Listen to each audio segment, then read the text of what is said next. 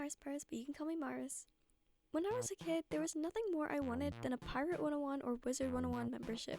I absolutely loved the free trials and I begged my mom for a membership so I could continue playing, but I never got one. Now that I'm grown, I've got a job and my own money, I thought, hey, why don't I go back and see? Are these games truly as good as I remembered? Is a membership worth it? And which one is better, Pirate101 or Wizard101? So to start them off, Wizard101 starts off when Headmaster Ambrose is talking to his owl, and then he says he found a young wizard who may have the potential to save Wizard City. You then get put in a character customization, where you can choose your outfit, name, your wizard type. There are 7 schools: Storm, Myth, Life, Fire, Ice, Balance, and Death.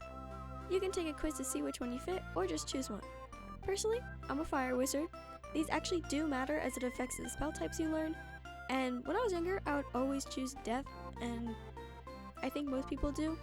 You then start a short tutorial where you meet the evil wizard of the game, Malistaire. He's the School of Death professor, of course, who destroyed the School of Death and is now evil and taking over Wizard City. Your job is to go around and defeat all the bosses he puts in Wizard City towns. There's a lot more plot, but I actually have not gotten that far. It's a long game and you have a ton of content to get through. Razor, how dare ye dare to say so much to this sky lubber? Ye'll walk the keel for this, says me, yar. What the devil are you supposed to be?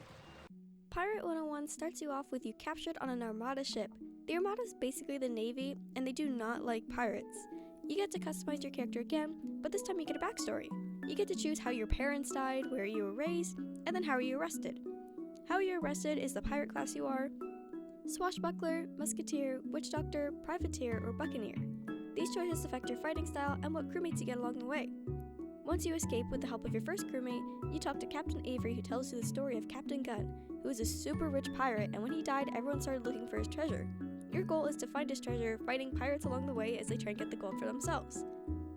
Both Pirate101 and Wizard101 have a story after the main quest, a new main quest. In both of them, the outfit you pick isn't really that important since you get clothing items from chests that have different stats, but your clothing colors do matter. Sure you will. Come on, get the jumbo shrimp. Isn't that an oxymoron? What did you call me? Enough of this! Next, I want to talk about the PvP system. So the Wizard101 player versus environment is a 1v1. Well, it does become a 1v2 in some areas, and you take turns with your enemy casting a spell to do damage or heal. Spells require pips, which you gain 1 per turn, and if you do a spell that doesn't require pips or pass, you can build up your pips to cast a bigger spell. There's also the chance that the spell fizzles and you keep your pip because it failed. Different spells also do different damage depending on your enemy.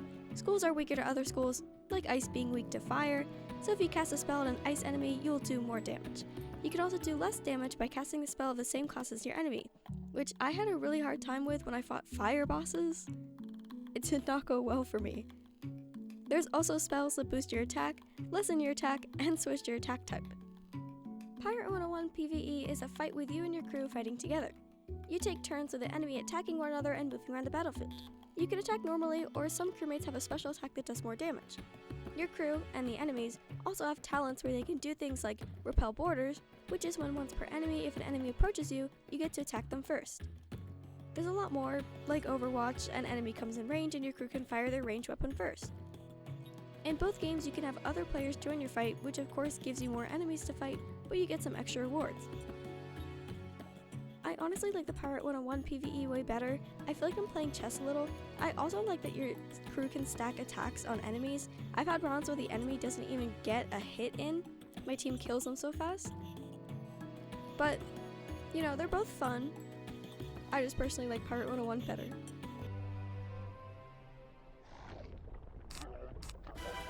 Next, I want to talk about the different worlds. Both games have different worlds you can travel to outside the normal Skull Island or Wizard City. I personally think traveling between them is super annoying sometimes. While there is a person you can talk to, or a tree in Wizard101 that will transportate you to another world, it costs gold and it can get expensive. A lot of time on my Pirate101 is spent flying around in my ship and getting bombed by other ships. I accidentally flew through level 70 ships while having a level 17 ship. I couldn't even run. I just got jumped. It was so horrible. I died within seconds. Anyways, some of the worlds are the same, but they have different designs. In Pirate101, I've unlocked all of Skull Island, Monquista, Valencia, and Cool Ranch. I'm pretty sure every area is based off of a different culture. Skull Island is kind of just every culture comes together, but I also think like Hawaii and stuff, especially the water moles. Monquista I think is Spain. Valencia is just the Armada base, so I'm not really sure. I think they're just robots. And then Cool Ranch, I think that's America. There's cowboys and Native American influence in this area. I think the horses are Mexican. I'm not really sure. But I mean, their ship, just look at their ship name. I'm still stuck in Cool Ranch actually. It's such a long arc. In Wizard101, I unlock Croptopia, which is based off of Egypt, and Grizzleheim, which I think is Germany. Grizzleheim is super cool, but Nick Jonas is there. I didn't expect him there. If you couldn't tell from the footage, I was really confused. Hey gang, thanks for checking out my music, and I hope you enjoy the new Winter Tusk area of Wizard101. See you in the game. I did not know he did a collaboration. Buck, Law's here. You come for Buck Bronco, stranger? Well, you can't have him.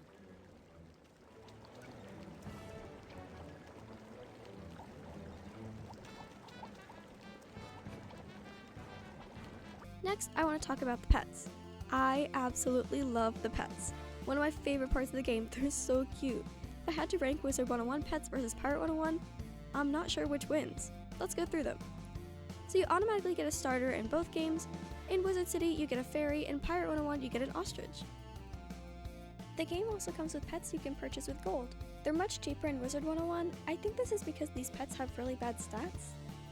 In Pirate101, they can help you fight battles and boost your attack, as well as fight other pets in the arena.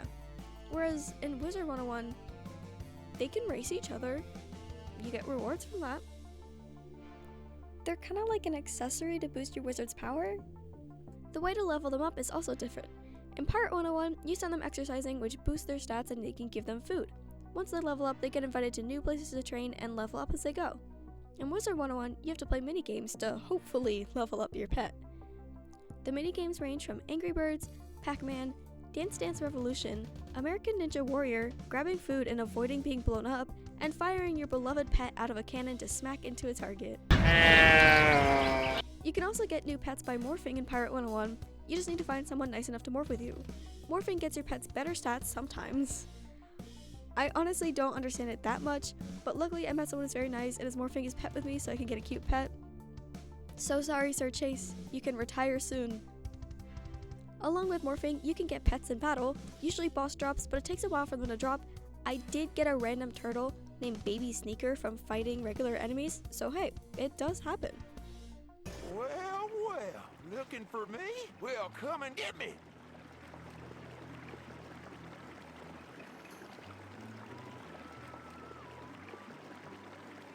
Yes, a whole section dedicated to outfits. Aesthetics are very important to me. If I'm gonna be a pirate, I need to look good, you know?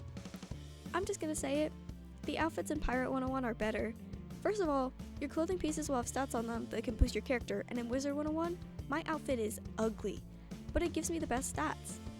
What I like about Wizard101 compared to Pirate101 is that you can click and compare your outfit pieces to see which one is best. You're also able to stitch clothes together, which means you can give the stats you want with the appearance you want, but that costs 100 crowns. Luckily, you can get 100 free crowns per day by doing quizzes, so yes, I have done that just so I can have a cute outfit. What is also cute about Pirate101 outfits is that your crewmates all wear the same color, the base color of your pirate flag. This makes it so my crew and I match because we're all in green. Wizard101 has some cute robes, but man, I'm stuck in some mediocre ones for now. I think my outfit in Pirate101 looks good right now. Like I said, I'm in the cowboy area, so I bought this jacket, and I think it looks cool. I also have some great stats on this outfit, which makes me do a ton of cool attacks. I just want to talk about my crew. I kind of feel like Luffy from One Piece picking them all up along my way. Each crewmate has their own pirate class and is a different animal. No human crewmates out here. So, the game starts you out in jail on an Armada ship, and when you break out, you also help another prisoner escape. In my case, I rescued Subodai. He's a horse and a buccaneer. This crewmate depends on your pirate class. Swashbucklers get Subo, but your class is not the same as your first crewmate. Right after that, you meet your class trainer who gives you the companion of the same class. They don't really have story arcs.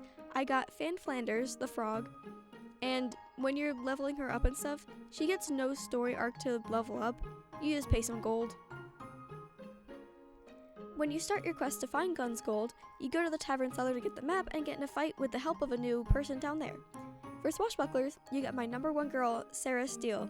She's a mouse and she's the most amazing crewmate ever. She's my forever first mate and she follows me around everywhere. You can change this to be your pet or nothing, but I like Sarah joining me. After that, every class gets Bonnie Ann. She's a Fox Musketeer. She's amazing. Shout out to my girl. She's also the easiest to promote, which basically just gives your crew new talents and a new outfit. After that, you get one final unique companion, which depends on the backstory you picked out for how your parents died. I'll introduce you to my current crew, skipping the ones I talked about already. I also have Shifty Leary, who you get from a side quest. I actually hate this guy. I had him join me for one fight, and he was useless. He had no range. I kicked him from my main team. He just runs errands for me now. Next is Clumsy Bill O'Leary. He's also from a side quest. He's very quiet.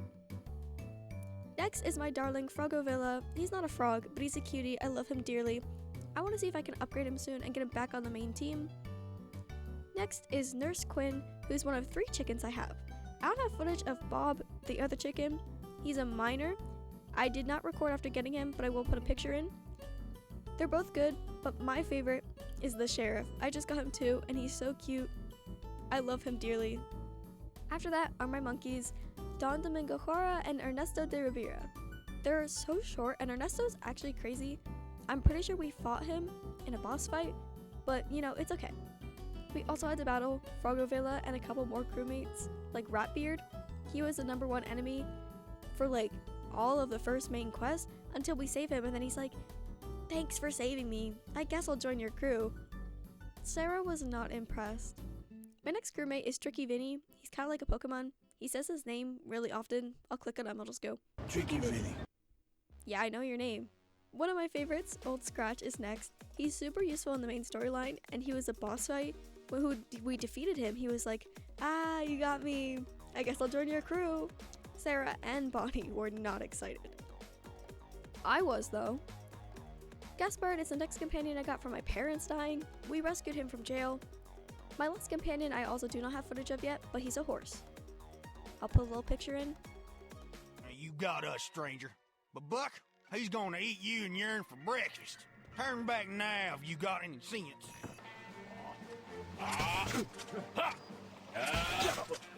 Now, I've talked about the things I like about this game, but now it's time to say some of the things I don't like.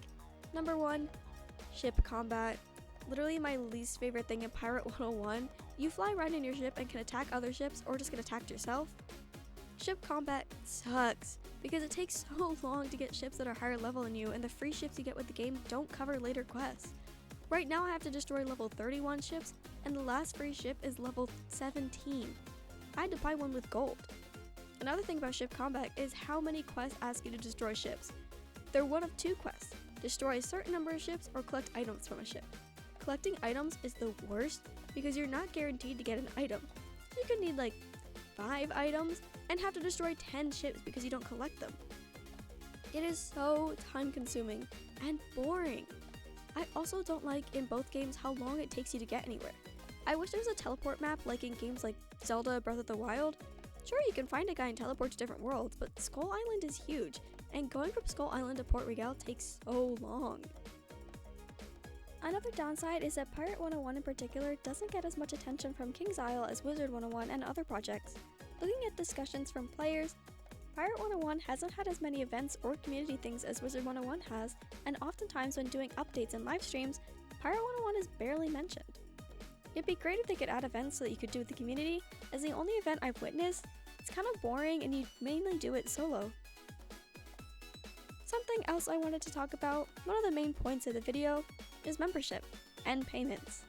When purchasing a membership, it's around $10 per month for one game, and $14 if you bundle both games. This adds up to be a lot if you want to keep your membership, and you absolutely need the membership if you want to progress in both games.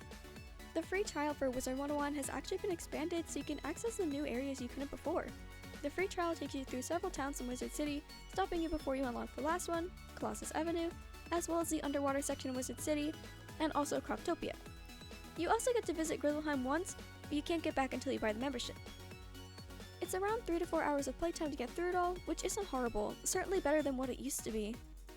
Pirate 101 stops you in Skull Island, having unlocked just one skyway. The free trial is so short, I think I finished it in less than an hour. I think they should expand it to at least unlock most of Skull Island. It's ridiculous how little you get for free.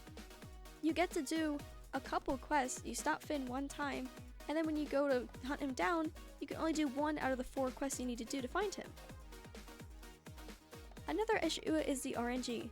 Like I said earlier with ship combat, the collect drops quests are the worst because the ships don't drop what you want and you could spend forever collecting all the loot. Another thing with RNG is specific boss drops. You can get pets from boss drops. I beat up Finn about 50 times and I got no pets. This is also super common with specific loot people are looking for. You could beat a boss 100 times and not get what you want. There is a minor issue, but maybe they should remove some of the name options and add new ones. There's no reason in particular for this thought. I was just, thinking. Yeah. If you want to play all of Wizard 101, the full price differs if you want to pay for membership or crowns. With membership, it's $10 a month and every area is free. However, once you cancel your membership, the areas are locked again and you can only play in the free ones. You can permanently unlock every area with crowns, but for Wizard 101, that will set you back maybe $315. Pirate 101 will cost you around $95 to $130, depending on if you get sales. I got both of these stats from people online, so they might not be completely accurate. Honestly, I think if you are going to play consistently, the membership is more worth it. I've unlocked areas that would set me back maybe $40 for only $10. This is ignoring all the crown shop items that you can buy, mounts, crewmates, spells, pets, and more. If you purchase some of these, you'll be out even more money. What's nice about Pirate 101 and Wizard 101 is that they're not pay to win, where if you don't purchase things from the crown shop, you'll still be able to win the game, but they do add an advantage if you do purchase stuff. Now, I know I've just been telling you about the several bad things about these games, but I still love them. I also forgot how funny they were, and I'm having such a fun time playing them, especially Pirate 101. I mean, this game is hilarious. There's a character, he's named the Frog Father, and he's like an Italian mob boss. He's the one who gave me Tricky Vinny as a crewmate. I can respect that. Let us reason together. We can do good business. Also, the worlds are super cool. I love Valencia. I think that the Armada are actually really scary. Maybe it's because they remind me of that one Doctor Who episode, The Girl in the Fireplace. If you don't know, go watch it. It's a really good episode, but minor spoilers for it. The villains in it look like the Armada, but they tick like a clock. In one scene, the Doctor is talking to this girl, and he sees that her clock has been broken, but there's still a ticking noise. Okay, that's scary. You're scared of a broken clock? Just a bit scared, yeah. Just a little tiny bit. Because you see, if this clock's broken, and it's the only clock in the room, then what's that? Turns out the clockwork guy was under her bed.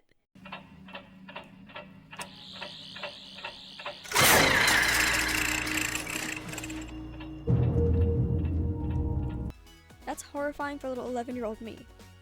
Anyways, to get to Valencia and the other worlds, you need to get through the Storm Gate, which looks super cool. However, Valencia, you have to pass through this extra area. Let's go to hell. It looks super cool once you get there, though. Something else that I think is funny is the visuals in Pirate 101 when fighting. When doing an epic attack, the enemy sometimes jumps and yells no. It looks so stupid, I love it. Pirate 101 and Wizard 101 also have a lot in common with the enemies. My least favorite spell in Wizard 101 is the Blood Bat because I think it's gross. And I was playing Pirate 101 and I'm thinking, oh my gosh, I'm free. And then guess who I see in a dungeon? My enemy, along with spiders. This spider, oh my gosh, I'm so upset I don't have footage, but I did not expect what he did. The spider stood up and wiggled his arms around to cast a spell. It was the most horrifying thing I've ever seen. I was not prepared. I also think it's funny when you have to go to the tavern cellars and your entire crew is waiting down there for you. I thought they were having an intervention at first. The game is also not free of bugs and glitches. Many times I'll see people spawn in without their mount, so they're just standing sideways or spinning around weirdly. Or Sarah will fall off the structure we're standing on. But I think the funniest one was when I entered a dungeon and all the music was so loud, I couldn't hear anything. And then the music glitched, and it continued playing until I closed the game. A couple more things before I wrap up the video. Both games have mini games that you can play, and they get you extra rewards, as well as having a PvP system so that you can fight fellow players. I also just recently found out that some of the companions in Pirate101 have their names randomly generated. There's a lot more to discover in these games, and I highly recommend you play them. Heave! Ah! Put your backs into it! Now, quick, Captain! Tie the other end! So, what's my overall opinion? Clearly, I like the games, and if you couldn't tell, I like Pirate101 better. I think if you're going to play only the free trial, play Wizard101. It has much more content than Pirate101, and if you want to go with crowns, I'd say Pirate101 is an overall cheaper game, and if you want to do the membership, you can get a discount and play both for only $14, or just get one for $10. These games, despite being launched years ago, hold up pretty well, and unlike most of my childhood games, they're still accessible really easily and have an active player base. That's gonna be it for today's video. If you liked it, please leave a like and subscribe. I'm sorry I've been gone for a month. I got so busy with school and then I had no time to do anything, and when I got home I was just so tired. I'll hopefully be doing videos every other week, so stay tuned for that. I'll see you guys next time. Bye!